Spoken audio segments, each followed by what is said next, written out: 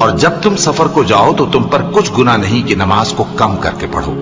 بشرطے کہ تم کو خوف ہو کہ کافر لوگ تم کو ستائیں گے، بے شک کافر تمہارے کھلے دشمن ہیں۔ اور اے پیغمبر، جب تم ان مجاہدین کے لشکر میں ہو اور ان کو نماز پڑھانے لگو تو چاہیے کہ ان کی ایک جماعت تمہارے ساتھ مسلح ہو کر کھڑی رہے، جب وہ سجدہ کر چکے تو تم سے پیچھے چلے جائیں، اور دوسری جماعت جس نے نماز نہیں پڑھی ان کی جگہ آئے اور ہوشیار اور مسلح ہو کر تمہارے ساتھ نماز ادا کرے۔ کافر تو چاہتے ہی ہیں کہ تم ذرا اپنے ہتھیاروں اور سامان سے غافل ہو جاؤ کہ تم پر یکبارگی حملہ کر دیں، اور اگر تم بارش کے سبب تکلیف میں ہو یا بیمار ہو تو تم پر کچھ گناہ نہیں کہ ہتھیار اتار رکھو، مگر اپنا بچاؤ ضرور کر رکھو،